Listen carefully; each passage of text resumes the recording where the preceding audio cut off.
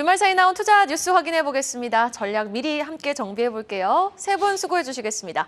야천투자연구소 남인호 소장, LNS홀딩스 김선영 대표, FI리서치 한용희 수석과 함께합니다. 어서 오세요. 자, 도이체방크까지 번져버린 금융권 리스크, 이제 증시의 대외적인 불확실성은 여전히 상존하고 있는 가운데 제한된 자금이 쏠릴 수 있는 섹터와 종목 뉴스를 통해 한번 알아보도록 하겠습니다.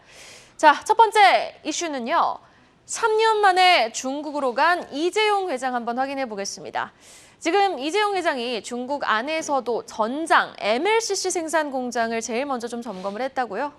네, 3년 만에 중국을 방문한 이재용 회장이 텐진에 있는 삼성 전기 공장을 찾았다는 소식이 나왔습니다. 지난 2020년도 5월 달이었죠. 그때 이제 시안 반도체 사업장을 방문한 이후에 거의 코로나 여파 때문에 그동안 방문을 못했다가 이번에 3년 만에 방문한 거다라고 보시면 될 것 같은데요. 2021년도에 가동을 시작한 MLCC 생산 라인을 보고 베이징의 갸오이타이에 있는 이제 국빈관에서 열린 중국의 발전 고위급 포럼에 참석해서 이제 다양한 사람들 좀 만난 것 같습니다. 이제 팀쿡 애플 CEO도 왔고요. 그리고 화이자와 퀄컴 CEO까지 왔고 이제 아무래도 이제 그 포럼에 참석해서 이제 서로 간에 어떤 간단한 어떤 대화 정도밖에 없을 것 같긴 하지만 그렇다 하더라도 이제 이런 글로벌 CEO들을 만나더라 보면 체크해 보시면 좋을 것 같고요. 3년 만에 중국 공장을 찾은 만큼 또 뭔가 이슈가 나올 수도 있을 것 같습니다. 이에 따라서 사실 이 소식이 당장 오늘 주가에 영향을 미칠 만한 소식은 아니지만 그렇다 하더라도 이런 소식이 있다 정도 체크하시면 좋을 것 같습니다.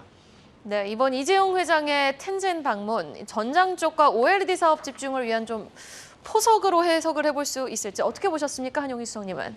일단 텐진 쪽에 포진되어 있는 삼성 그룹주들을 좀 보시면은 일단은 뭐 그 이슈에서 나온 거는 이재용 회장이 삼성 전기를 방문했다라고 했는데 그러니까 지금 거점에 있는 데가 이제 삼성 디스플레이도 있고요. 그다음에 삼성 SDI도 있습니다. 근데 디스플레이 같은 경우는 이제 OLED 모듈 생산이 위치를 하고 있고 이제 SDI 같은 경우에는 이제 2차 전지를 생산을 하는데 어떤 거를 이제 주력으로 생산을 하느냐, 좀 원통형 배터리를 주력으로 생산을 하고 있죠. 텐진 공장에서. 근데 지금 텐진 공장에서 생산하는 원통형 배터리가 18650하고 2170입니다. 그러니까 원통형에서 지금 4680 전 단계에 쓰이는 전 모델이겠죠, 이제.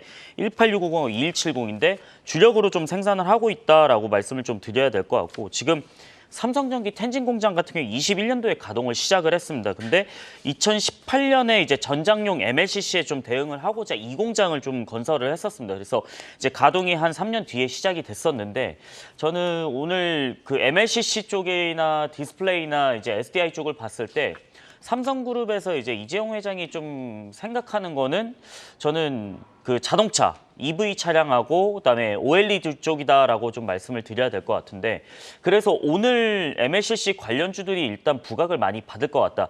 가장 뭐 주력이 되는 게 당연히 삼성전기겠죠. 그다음에 이제 사막 콘덴서나 뭐 아모텍이나 이런 그 MLCC 관련주들이 좀 오늘은 좀 주목을 많이 받겠다. 근데 최근에 이제 주가 보시면 굉장히 좀 좋거든요. 왜 그러냐면 지금 MLCC 관련주들이 실적 전방 쪽이죠. 이제 그 IT 세트업체들이 재고가 많이 조정이 돼가지고 수요가 많이 불안했었습니다. 근데 바닥을 찍고 올라온다라는 생각이 많이 들었기 때문에 지금 최근에 주가는 많이 올라오고 있고 실적은 좀 전장 쪽으로 인해서 좀 괜찮아지지 않을까라고 말씀을 좀 드리고 싶습니다. 네, 지금 IT 수요 부진에도 불구 선제적인 재고 조정 효과로 가동률이 증가하고 있는 MLCC 업황. 최근 관련주들 흐름 좋죠. 사막 콘덴서, 코스폰 신소재, 윈텍 같은 주가 흐름이 견조했는데 오늘도 주가 추이 한번 지켜보시면 좋겠습니다. 자, 이어지는 기사는요. LG 에너지 솔루션의 북미 시장 선점. 셋업체를 주목하라 한번 확인해 보겠습니다.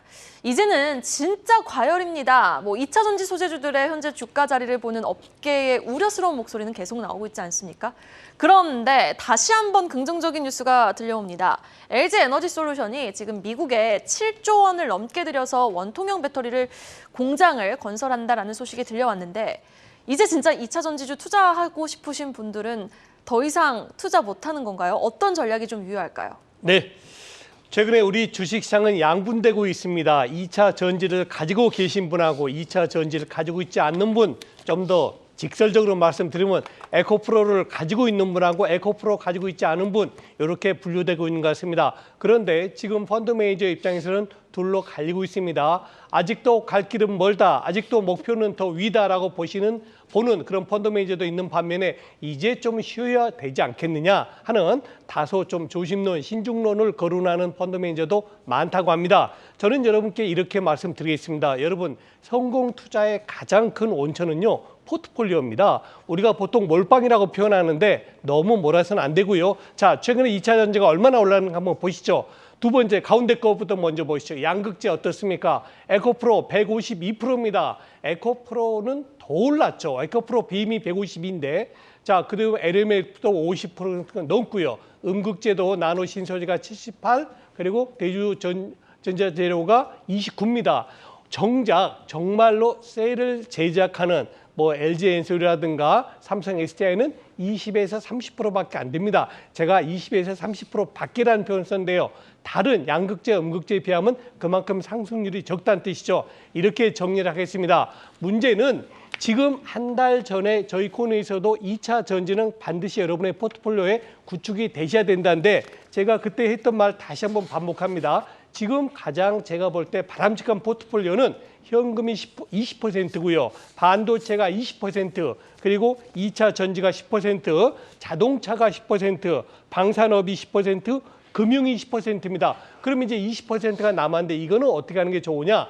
주로 코스닥에 많죠. 소테마, 요즘 같아서는 로봇주가 가장 큰 테마로 부각되고 있죠. 이런 소테마 관련주로 해서 여러분의 포트폴리오를 구성하면 좋으실 것 같고요. 핵심은 이거죠. 그 당시 한 달 전에 10%의 2차 전지 포트폴리오 가지고 계셨다면 지금 얼마나 됐을까요? 거의 15 내지 20%가 되셨을 겁니다. 포트폴리오 유지한다면. 자, 그럼 어떻게 할까요? 10%가 넘는 포트, 즉 5에서 10%는 이제 차익 매물로 내도 되는데 문제가 뭐냐면 가지고 있는 분이 아니고 2차 전지를 전혀 가지고 있지 않은 분이 문제지 않습니까? 저는 감히 이렇게 말씀드립니다. 지금 양극재, 음극재를 따라서 매수한다는 것은 상당히 위험 부담을 크게 갖는다. 그래서 방금 말씀드린 LG엔솔, 최근에 미국에 적극적 투자를 공시했죠. LG엔솔이라든가 삼성 SDI, 그리고 SK이노베이션 등 완성 셀업체 중심으로 여러분의 포트에서 약 10%를 차지하고 편중하신다면은 오히려 앞으로 2차 전지가 서로 조정을 받는다 할지라도 긴 안목으로 볼 때는 성공 투자하실 수 있다. 이렇게 말씀드리겠습니다. 네, 2차 전지주를 전체 포트에서 비중 한 10%를 가져가자. 그리고 2차 전지주 안에서는 배터리 셀업체를 좀 중심으로 주목해 볼 필요가 있다라는 말씀해 주셨습니다. 자, 이렇게 LG엔솔 이번 신규 공장 건설로 이제 북미 지역에요. 무려 총 7개 생산 기지를 확보하게 됐습니다. 그런데 우리가 또 주목해야 될 포인트는 이번 주 IRA법 관련해서 배터리 세부 지침 발표가 예정되어 있는데 이 세부 지침 발표 전에 좀 주목해 볼 만한 2차 전지 관련 종목이 있을까요? 저는 일단 그동안에 에코프로비엠, LNF, 양극재, 포스코케미칼, 코스모 신소재 다 좋다라고 생각했지만 저는 최근에 이제 양극재 투탑이었던 뭐 투탑이라고 말하기엔 조금 애매하지만 이제 에코프로비엠이 워낙 이제 탑 티어였죠. 근데 그 양극재 그 공장 캐파 규모로 봤을 때는 LNF가 그만큼 올라오지는 않았었거든요. 그래서 제가 봤을 때는 LNF가 조금 유망하지 않을까라는 생각을 하고 있고요. LNF 같은 경우는 얼마 전에 이제 테슬라랑 이제 직납 계약이 나왔습니다. 근데 이거 뭐 논바인딩 계약이 아니냐 이런 얘기들이 좀 돌았었는데 이번 주총에서 좀 요약을 제가 좀 말씀드리면은 일단은 교환사채 발행 이거는 이제 새로운 공장 지을 때 필요한 자금을 좀 조달하기 위해서 정강 변경을 한다라는 게 있었고요. 그다음에 이제 LG 디스플레이 전 사장을 좀 영입했다라는 거. 그다음에 좀 중요했던 게 이제 테슬라 논바인딩 계약이 이제 풍문이기 때문에 이제 신경 쓰지 않는다라는 얘기들이 좀 나왔었습니다. 그리고 테슬라 이외의 신규 업체들이 이제 3곳에서 4곳 정도 올해 발표 전망이고 지금 미국 진출 어떻게 되고 있냐 뭐 이런 얘기들이 좀 나왔었는데 미국 주정부와 주 3회 미팅 중이라고 합니다. 그렇기 때문에 뭐 일단은 좀 요약을 드리자면 이렇게 좀 7가지가 되겠고요. 저는 아직까지 LNF가 그만큼 따라오진 않았기 때문에 LNF가 좀 유망하지 않을까라는 생각을 하고 있고 곧 발표되는 이제 IRA 세부 지침이 좀 이제 발표가 될 텐데 일단은 2차 전지 관련주들이 이게 어떻게 나오느냐에 따라서 좀 주가가 향방이 많이 갈릴 것 같습니다. 주요 쟁점은 뭐냐면 중국산 배터리가 어느 정도까지 허용이 되느냐일 텐데 중국산 배터리를 강력하게 좀 제지를 한다라고 했을 때는 국내 2차 전지 업계는 더 올라갈 가능성이 좀 크다라고 생각을 하고 있고요.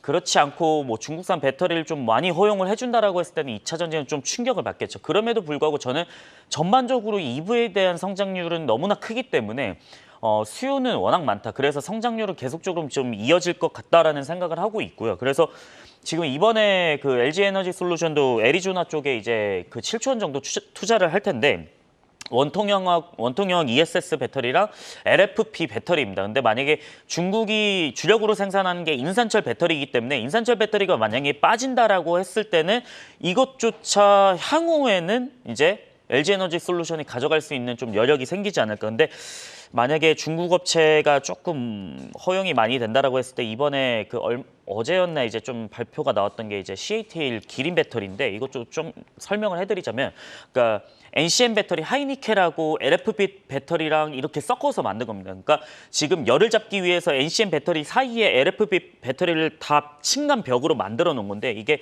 좀 일단은 양산하고 테스트까지 좀 봐야 되는데 지커 001 자동차부터 탑재가 됩니다. 근데 주행거리가 1000km라고 하는데 만약에 이게 조금 성공적이라고 하면은 조금 위협은 받겠죠. 하지만 그래도 국내 배터리 관련 업체는 여전히 좀 유망하다라고 말씀을 좀 드리겠습니다. 그럼 여전히 유망하지만은 타격을 받을 수 있는 부분이 그 IRA법 세부 지침에서 중국에 대한 부분을 얼마나 좀 인정을 하느냐 이걸 텐데 어느 정도 좀 인정을 하면 우리한테 타격이 오는 거예요? 이게 너무나 광범위하기 때문에 제가 말씀드린 건 좀 애매하지만은 네. 저는 이게 일단은 우리가 흔히 구멍이라고 그러잖아요. 지금 릭스 차량 이쪽에는 좀 들어갈 수 있는 게 있는데 여기까지만이라고 했을 때는 저는 좀 괜찮다. 하지만은 여기서 뭐 이제 직접적으로 구매할 때 들어가는 게 있다라고 하면은 거기는 좀 타격이 있을 것 같다라고 생각을 하고 있습니다. 알겠습니다. 이번 주 또 IRA 세부 지침에 따라서 2차 전지 관련주들의 향방이 결정될 것으로 보이는 만큼 우리 LG 엔솔 또 100% 세제 혜택 여부까지 좀 함께 주목해 보시면 좋겠습니다. 이렇게 2차 전지와 IT 이야기 나눠봤고요. 이번에는 우리 포커스를 정부 정책으로 한번 맞춰볼까요? 국민이 체감할 수 있는 과감한 저출산 대책 마련에 나선 윤석열 정부 한번 확인해 보도록 하겠습니다. 내일입니다. 저출산 관련 특단의 대책이 좀 나올 수도 있다고요? 네, 맞습니다. 윤석열 정부가 이제 저출산 대책에 대해서 이제 이번 주에 공개한다는 얘기가 나오는데 이르면 뭐 내일 공개한다고 합니다. 지금은 자녀가 이제 3명 이상일 때 뭔가 이제 이 혜택들이 좀 많이 집중돼 있는데 앞으로는 이제 1명 이상만 낳아도 이 정책을 이제 혜택을 받을 수 있게 하겠다 이런 식으로 얘기를 했는데요. 주요 골자는 이제 자녀 수에 맞춰서 이제 차등적으로 세금을 감면해주는 방안 현재 논의 중이다라는 그런 얘기가 나왔습니다. 현재는 이제 3명 이상의 다자녀 경우에만 자동차 취득세 감면 등 각종 이제 혜택이 이제 가고 있는데요. 이런 혜택을 사실 아이당 이제 아이 한 명당 15만 원, 뭐 3명 이상은 30만 원 이상을 공제해주는 자녀세액 공제 같은 경우도 그 폭을 넓히는 방안을 검토 중이다라고 대통령실 관계자가 얘기를 했습니다. 일단 또한 여기다 이제 소득 수준과 상관없이 이제 6세 이하의 아이 1년 치료비에서 일정 기준을 넘긴 금액에 대해서 전액 면제해주는 방안도 얘기하고 있는데 이 상한액 같은 경우 현재 이제 1,000만 원 이상의 얘기가 나오고 있습니다. 뭐 일단 얘기가 나오고 있는데 뭐 나와봐야 알 수 있을 것 같고요. 사실 저도 아이가 둘이 있습니다. 뭐 이런 입장과 그리고 사회생활하는 입장에서 봤을 때 사실 육아와 관련된 모든 부분들을 정부가 다 해주기는 참 어렵긴 합니다. 그렇다 하더라도 이런 세제 방안이 사실상 현금을 주는 정책보다는 그렇게 티는 많이 나진 않지만 그렇다 하더라도 연말에 이제 다양한 어떤 혜택에 대해서 부분을 우리가 또 체크할 수 있기 때문에 이 부분 체크해 보시면 좋을 것 같고요. 1명 이상에 대해서 차등으로 이제 세제 혜택을 준다는 건 좋은 것 같습니다. 사실 3명 이상에 너무 많이 몰려 있다는 생각을 좀 많이 하긴 했었는데 1명 이상 되는 최근에 또 농담삼아 2명 이상 아이를 가진 부모들한테도 참 이제 정부를 위해서 국가를 위해서 잘하고 있다 뭐 이런 얘기까지 듣는 그런 상황인데 1명 이상 하게 되면 분명 혜택이 좀 늘어날 수 있을 것 같고요. 저출산 관련주들 그동안 좀 관심 밖에 좀 있었지만 이런 부분들 그리고 이제 육아용품 관련주들 당장 움직이진 않겠지만 정부 정책이 발표되면 수혜 영역으로 들어갈 수 있기 때문에 이 부분 체크해 보시면 좋을 것 같습니다. 네, 이렇게 특단의 대책을 통해 좀 수혜가 예상되는 종목 우리는 압축을 해볼 필요가 있어 보이는데 한용희 수석님 어떤 종목 주목하고 계십니까? 저는 일단 최근에 이제 저출산 관련주라고 하면은 크게 뭐 유아용품을 만드는 업체 이거는 예전부터 저출산 대책이 나왔을 때는 계속 이슈가 나왔던 종목들, 뭐 예를 들어 뭐 제로투세븐이라든지 아가방 컴퍼니 이런 업체들이 있었고, 최근에 이제 유아용 저출산 관련주라고 하면은 뭐가 뜨고 있느냐? 그 콘텐츠 관련주들이 뜨고 있죠. 그래서 최근에 지적재산권을 보유하고 있는 그 SMG 엔터라든지 아니면은 뭐 꿈비 같은 경우에는 이제 그 유아용 브랜드를 다수를 좀 보유를 하고 있습니다. 그다음에 뭐 삼성출판사 같은 경우 워낙 좀 유명했죠. 이제 핑크퐁, 그러니까 그 핑크퐁 제작사를 스마트 스터디를 자회사로 보유를 하고 있는데 최근에 가장 많이 부각을 받는 게 사실 SAMG 엔터, 우리 쌈지 엔터라고 그러죠. 근데 이 쌈지 엔터 같은 경우에는 미니 특공대나 저도 아이가 없어서 사실 이게 시장에서 얼마나 파급력이 있는지는 잘 모르지만은 일단은 구독자 수나 저는 숫자로 좀 판단을 한다라고 했을 때는 지금 유튜브 구독자 수나 아니면은 지금 판매량 보시면은 정말 좀 대단하다라고 좀 느끼고는 합니다. 그래서 미니 특공대나 캐치티니핑 같은 이런 지적재산권을 보유를 하고 있기 때문에 이런 업체들이 저출산 관련주들이 만약에 강력하게 나온다라고 하면은 조금 이슈로 좀 뜰 수 있지 않을까. 하지만은 이 부분에 대해서는 좀 실적에 반영되는 거는 만약에 유아도 태어나고 이걸 봐야 될 나이가 있기 때문에 그 실적에 반영되는 건 좀 이유이지 않을까, 좀 시차가 있다라고 좀 말씀을 드리고 싶습니다. 그렇기 때문에 지금 당장은 뭐 이슈로 뜨는 것이고 이게 실적까지 연결된다라고 하는 거는 조금 시간을 보고 지켜보시면 좋겠다라고 말씀을 좀 드리고 싶습니다. 티니핑 시리즈는 들어봤는데 미니 특공대는 처음 들어봐요. 일단 어마어마한 또 구독자 수와 클릭 수가 나오고 있다고 하니까요. 조금 중장기적인 호흡으로 SMG 엔터 한번 주목해 보도록 하겠습니다. 다음 소식 넘어가 보죠. 카카오 SM 뉴스 확인해 볼 텐데요. 지금 카카오가 SM 주식 공개 매수에 성공을 했죠. 한편 하이브와 컴투스는 보유하고 있는 SM 주식을 카카오에 공개 매수하는 방식으로 좀 처분하겠다라는 공시를 내놨습니다. 자, 각 기업들의 움직임에 따른 주가 영향까지 함께 짚어주시면 감사하겠습니다. 네, 꽤나 뭐 저희 시간에도 많이 다뤘었던 내용입니다. 사실상 근데 거의 끝났는데 이제 끝 마무리가 어떻게 되는지 우리가 좀 집중해 볼 필요가 있을 것 같은데요. 카카오가 이제 주당 15만 원의 SM 엔터테인먼트 주식의 35%를 사들이는 공개 매수가 이제 사실 오버부킹 됐다라는 그런 얘기가 나왔습니다. 말 그대로 자기들이 원했던 양보다 더 많이 이제 부킹을 했다라는 그런 내용인데 여기에 이제 또 컴투스가 이사회 결정을 통해서 이제 카카오 그룹의 공개 매수에 참여하는 방식으로 본인들이 가지고 있는 SM 주식을 처분하겠다라는 그런 내용도 나왔고요.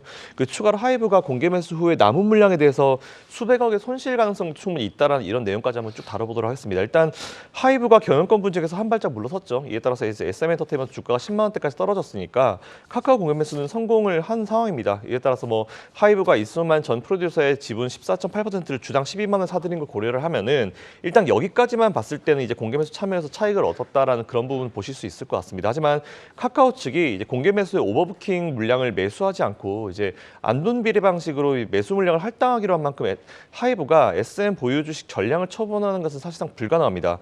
하이브의 경우에 12만 원에 사들여서 15만 원의 공개 매수 처분분은 시세 차익이 뭐 417억 정도 나올 수 있을 거라 보고 있는데요.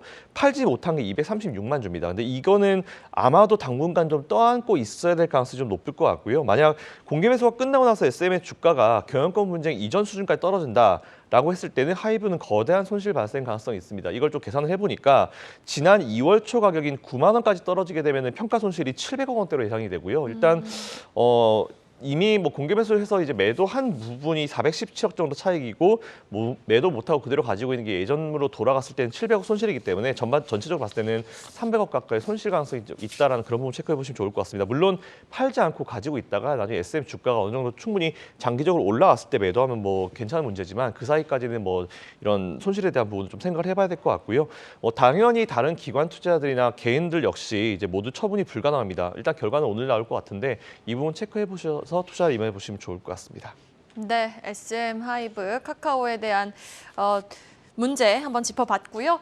자, 이어서 조선 섹터 한번 주목해 볼까요? 지금 현대중공업 울산조선소에 뱃고동이 울렸습니다. 일감이 넘쳐서 지금 조선소에 있는 선박 건조장 10개가 지금 모두 꽉 찼다고요. 네, 시청자 여러분, 한번 여러분께서 주변에서 사용하시는 공산품의 그 라이프 사이클 한번 생각해 보시죠. 뭐 가장 우리가 쉽게 보는 게 셀폰이 되겠죠.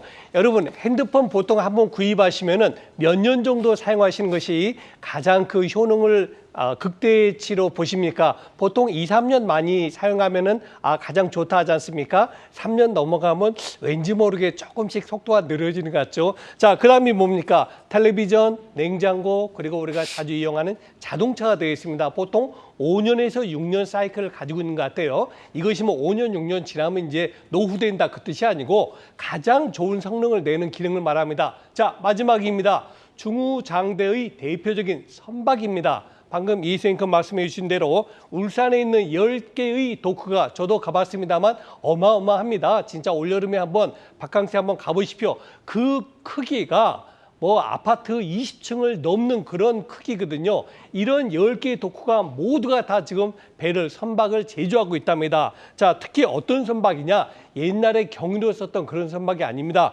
메탄올, LNG, 암모니아, 수소 등 친환경 연료, 친환경 선박, 이게 다른 말로 뭐냐? 고부가 선박입니다. 한 대당 엄청나게 수익도 낼 수 있고 매출도 커지는 그런 선박인데요. 지금 우리하고 중국이 많이 세계 1, 2 경쟁하고 있지 않습니까? 조선 제조에서. 여기에서 중국이 우리를 쫓아오지 못하는 이유가 바로 이겁니다. 바로 이런 고부가치 선박을 현대중공업, 한국조선해양이죠. 한국조선해양이 지금 열심히 하고 있습니다. 그럼에도 불구하고 지금 주가 수준은 어떻습니까? 제가 지난주 보니까는 아직도 7만 3천 원대 있습니다. 금년의 고점이 8만 6천 원이거든요. 정말 이렇게 좋은 성과를 내고 실적이 좋음에도 불구하고 주가는 저조건에 있다 말씀드리고요. 마지막, 이제 어떤 키를 가지냐, 어떻게 되면 주가가 올라갈 것이냐, 바로 인력입니다. 지난 8년 동안, 지난 2016년도부터 조선 수주가 절벽으로 빠졌거든요. 그리고 최근 들어 다시